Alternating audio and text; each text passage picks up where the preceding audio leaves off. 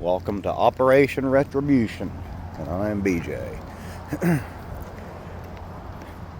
Listen to the news and things on YouTube and reading stuff on Facebook. They talk about how that history doesn't repeat itself, but it rhymes. That's pretty much the same thing, in my opinion. It's just a repeat. And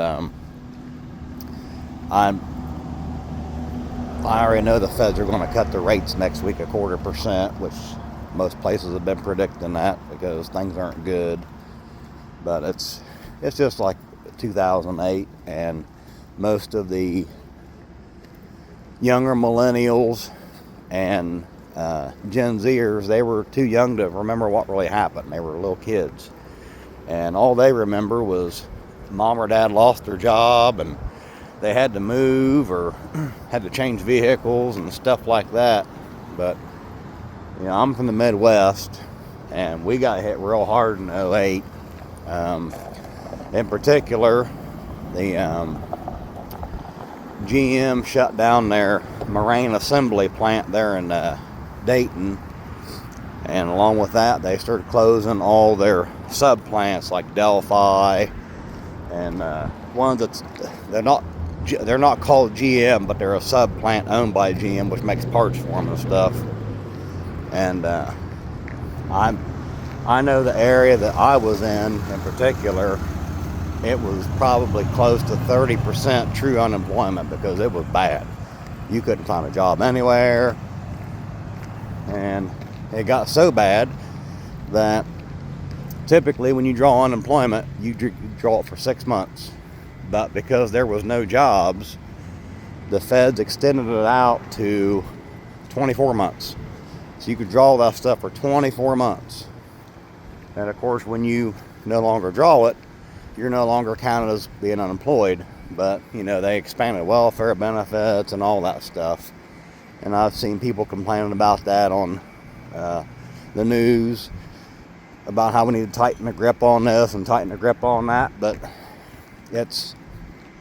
they won't do it. They're not going to.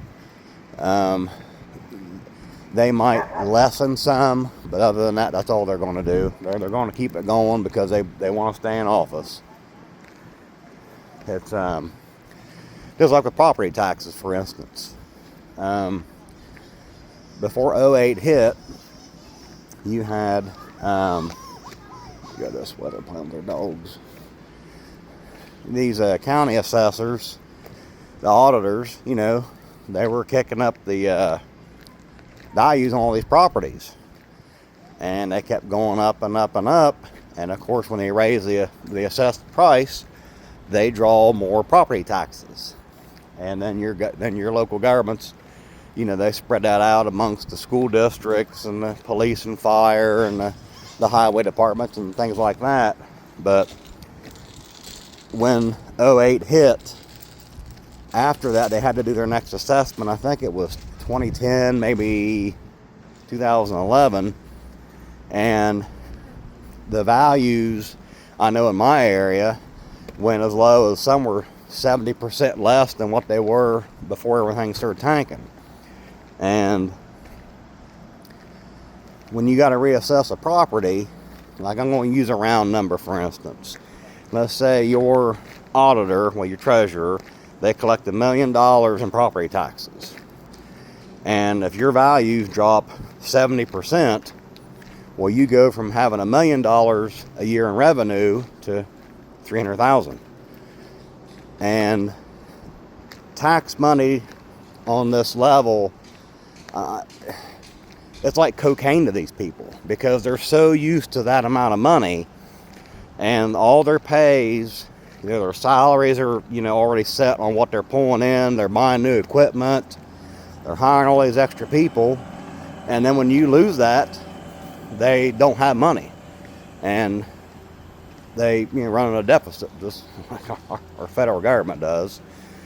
And then it got so bad that the counties, like that I was buying property in, they did an emergency reassessment I think it was like a year or two later, because they had the lack of funds they were pulling in, and they were having to put everybody on wage freezes, and having to sell all their old equipment that they didn't really use because they didn't have any money to keep it going.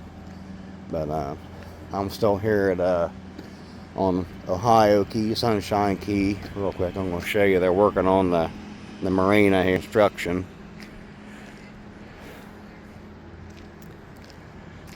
This is for people who come down here to camp and they got their boats and stuff like that, and they got boat storage over here. Showing you this. But anyway, and like, people were buying these properties for so cheap. Like, for instance, I'm going to give you an example. I bought one of the foreclosures I bought. It was a HUD foreclosure. It was a 3-bedroom, 1 bath, and I paid $19,000 for it. And they've been preaching all over the social media and the news, the last several years, of whatever you pay for a house, they reassess it for the higher price, usually what you paid for it, and your property taxes are set on that price. Okay, that's all fine and good, but this would have been in 2011, this particular house I bought, and I still own it. I go into the auditor, and I'm like, okay, I paid $19,000 for this house, so I want my taxes based off of $19,000. And their answer was, well, we can't go that low. And I said, well, why not? And they said, well, because we wouldn't make much property tax off of you. We've got to pull in money. I'm like, well, that's not my problem. This is what I paid for the house. But if I paid 10 times that, you're definitely going to tax me on that amount. It's just ridiculous how they'll tax a higher amount of what you buy a house for, but if you buy one real cheap, they won't do that. So I'm walking here the other side of the park. I'll go over here and see what this part of the park here I'm at now. It's going to be facing like the north, so I'd be looking across the Gulf of Florida towards the actual mainland. I didn't walk over here yesterday. This park's pretty big. But I mean, that's just my, you want to tax something on what it sells for, but if it sells too cheap, you won't tax that because you're not going to make any money.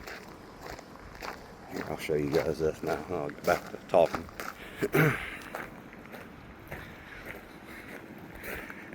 Now, this doesn't have any seaweed over here.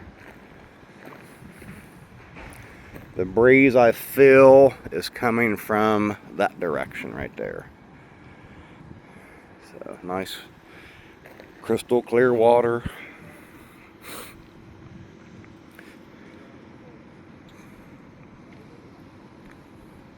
Step out here, look down.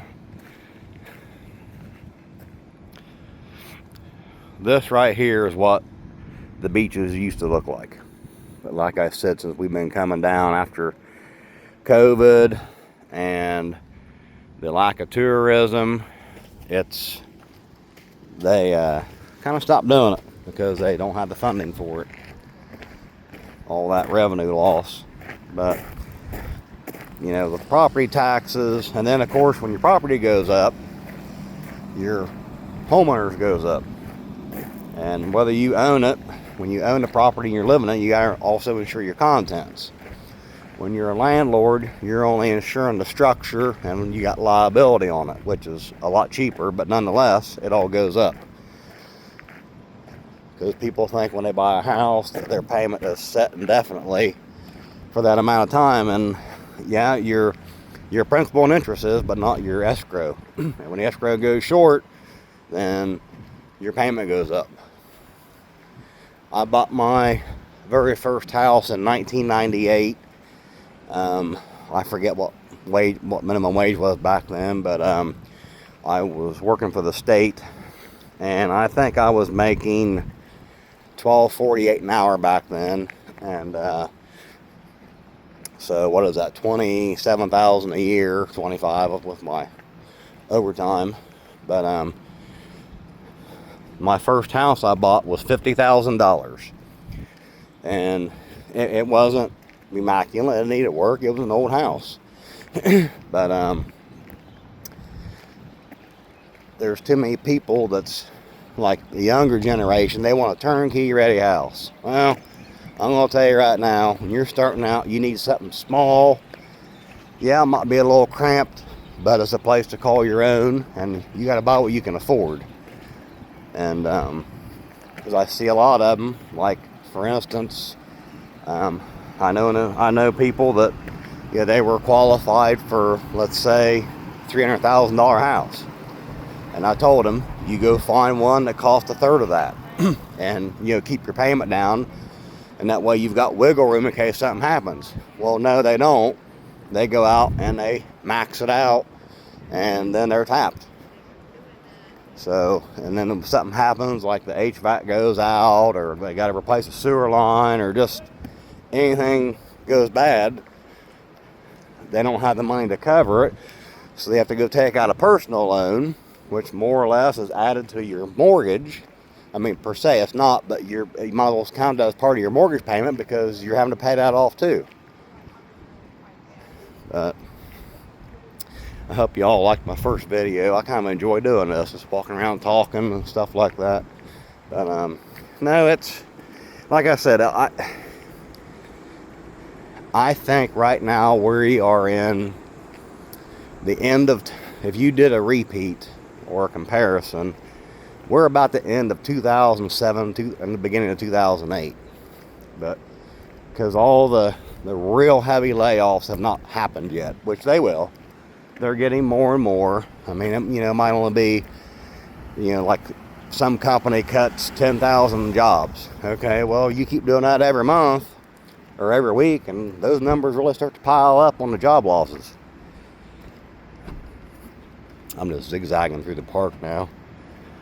As I showed you guys, well, here, I guess I can show you how many empty spots we got here, like the map, but that's just getting, I'm looking for people coming in, and there's more people leaving than there are coming in.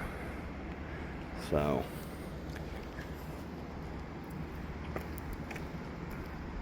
and it's just, I've told people, live within your means. That's the biggest thing.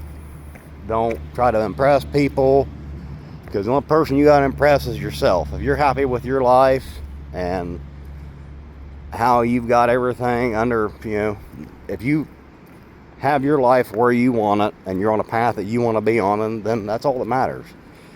Don't be buying exuberant vehicles to impress your friends, or taking all these trips that you can't afford and putting them on your credit card, because when things get bad, like now for instance, there are so many people that have maxed out their credit cards.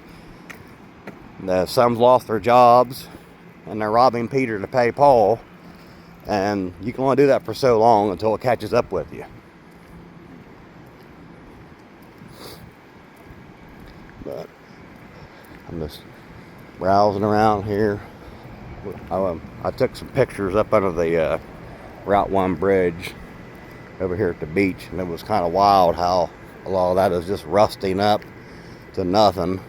I don't know if I can add pictures into the content of this video, but I'm still trying to figure YouTube out a good bit, because this is all new to me.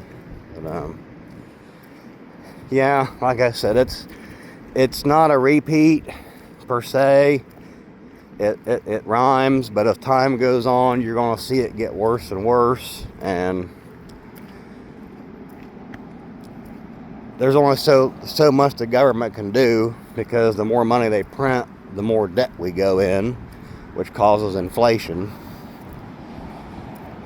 And people buying hedges against inflation, your metals like your gold, your silver, platinum, stuff like that. People have been buying crypto. I own crypto. I've been buying and selling crypto for several years now. I kind of like doing it. I never had much luck with the stock market, because when I buy something, it would go up a little bit, or it would just flatten out, because the companies would end up doing bad. But like I had some Home Depot stock. God, this has probably been 25 years ago. And it right right before the big boom happened, when all the housing and all that stuff started going up, and it went up. Let's see here. I think it split like one. It split one for every 3 shares you had, and then of course I sold it.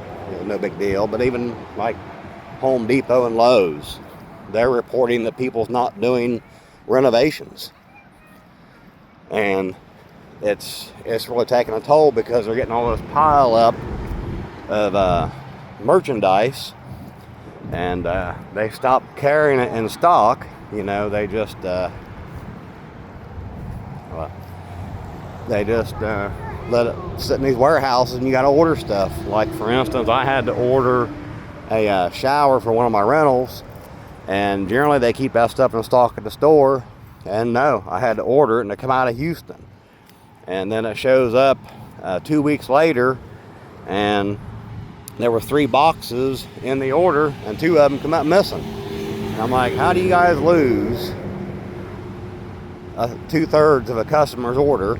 Well, then come to find out, they had the stuff in stock, but I had to do it a different route in order to get it that way, and the store would not honor the price that if you bought it online would. So it's a big fiasco with doing that too. But where are we at now? I'm trying to keep these videos not too long, because when I watch other YouTubers, I don't want to go too far out and make my videos too long. But like I said, I hope you guys have all enjoyed my content, because I'm going to keep doing these and just talking about, you know, things that I experienced, and you know, from 08 up to now. And I mean, some younger people, you know, do's and don'ts, you know. I got one guy that he helps me out when I need him at some of my rentals. He's a younger guy, and he wants to acquire what I've acquired. And I told him, I said, you're young. I said, if I'd have started at your age, I'd have been retired 10 years earlier. But that's just the way the economy happens, and the way time happens and stuff like that. So, but I'm gonna walk out here at the beach again. You guys can see it. I walked out here yesterday, like I said. I went up to about my knees. I didn't have no shoes on, so I was barefoot. So I was watching where I was standing. There's a lot of this coral out here to cut your foot, and it hurts. And I've seen a couple fish, little tiny ones, but that was about all I seen. Let me get out here. And there was a guy that, when I was in the water, he had this little, kind of like a little kayak boat. He got out there, and he went out for a little bit. I mean, this water is not deep at all. Like, from what I can see, a lot of it's probably waist deep. I went under my knees, and I went out. I'll show you guys how far out I went. Let's get up here to it. Let me turn this around. Like, this is like very, very shallow here. Like, it might be about your shins, but my knees, I probably went out here about the line of that big long seaweed, and then I went over here to the bridge, and I went up under it. And I did notice from walking like over in here to over along the bridge, it almost felt like it went from sand to almost a sandish clay. It felt weird on my feet, and I was kind of like a little, not nervous, but like, people drive on this bridge, you know. This is Route 1. This is the Overseas Highway, and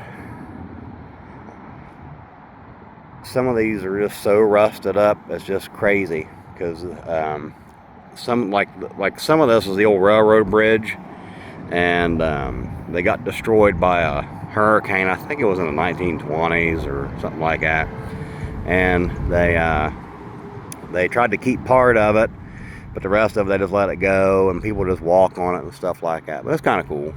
So anyway, there's a boat way down there. It looks almost like he's in too shallow of water. And there's them little boat things that guy was in yesterday. look how dirty this beach is. I mean, compared to the one on the other side. I mean, just all that seaweed everywhere. And when I walked out here, I had my flip-flops on, so I kept my flip-flops on until I got out here towards the water, and then I took them off and set them off to the side and just went out. And I'm gonna guess this water is probably, I'm gonna guess about 80. I mean, it was a little bit chillier than what the air temperature was, but it still felt good. So, I mean, you figure our creek water in the summertime in the Midwest, you know, it if you get a warm spot, it might hit 70. But other than that, no. So, well, thanks for watching, guys. I'm gonna get ready and call this because I'm getting pretty hot out here. I'm starting to sweat. You see it. But I appreciate it if you guys like my video, share it, and subscribe to my channel. And I'm gonna excuse me, try to do this about every day that I'm here because I enjoy doing this kind of stuff. Alrighty, thanks for watching.